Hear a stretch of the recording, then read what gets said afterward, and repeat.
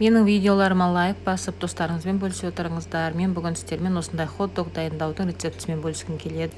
Ол үшін осында 200 мл мен сүт алдым. Сүтім салқын болған соң жерде үстіне 100 мл ыссы су құйып, жылы температураға келтіріп алдым. Және де қантымды, тұзымды және дрожжымды салып, мен барлық құрамды описаниеда қалдыратын боламын. Және де бір жұмыртқамды салдым. Жақсылап бәрін бір араластырып алып, ертілген сары майымды құйдым. Осы масымның бәрі араласқаннан кейін мен мына жерде ұнымды салып қамыр илеймін. Қамыр жабысқақ қамыр болады, сол себепті мен астына осылай ағаш тақтайымды алып тұрмын, себебі қамыр кішкене жабысқақтау болады. Сол себепті 10-15 минуттай кішкене илеуге тура келеді. Осылай шығарып алып, кішкене 10-15 минутта өстіп илеген кезде жайлап бірігіп қамырдың жабысуы тоқтайды. Мен осылай илеп алдым, және де ыдысыма салып 1 сағаттай жылы жерге көтерілуге қойдым.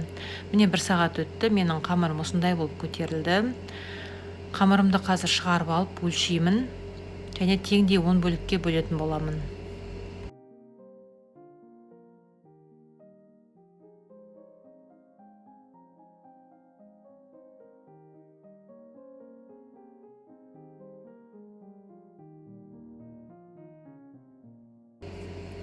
Осылайша қамырларымның бәрін бөліп, қайтадан бір дөңгелектеп, бәрін бір формаға келтіріп алып, бетін жауып бір 10 минуттай қоя тұрамын, сәл көтерілгенше. Осылай мені 10 минуттай тұрып көтерілген қамырымды алып, оқтаумен кішкене жазып алып, және видеода да қылып, рулет қылып ораймын.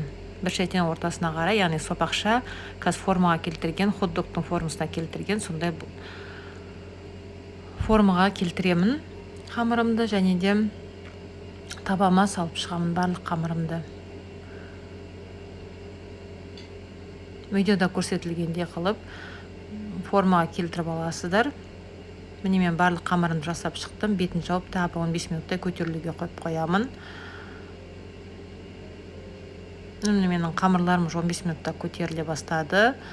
Мен енді бетіне бір жұмыртқаның сарысына біраз қасық сүтті құйып араластырып жіберіп, енді осымен барлық қамырдың бетіне жағып шығамын, және де әдемілік үшін бетіне күнжіт сеуіп шықтым. Күнжіт болмаса мак сеулеріңізге болады, өздеріңіз оны қарайсыздар. Осылай барлығын сеуіп шыққан дайын болған қамырымды духовкада 20-25 минут қызарғанша пісіріп алдым. Міне менің духовкамда пісіп жатыр хот-догымның булочкалары. Міне пісіп шықты, ыссы қазір. Мен енді бұл жерде айта кететіні, мен булочканы сұлғыны жасаған жоқпын, тек пісіріп қойдым. Енді ішіне салатын осылай капустамды дайындап алдым. Егер капуста ұнамаса, жасамасаңыздар да болады. Мен де көзбен ғана осылай капустаға тұз, бұрыш сәл ғана салып, кориандарымды салып, майонезімді қосып араластырып қойдым.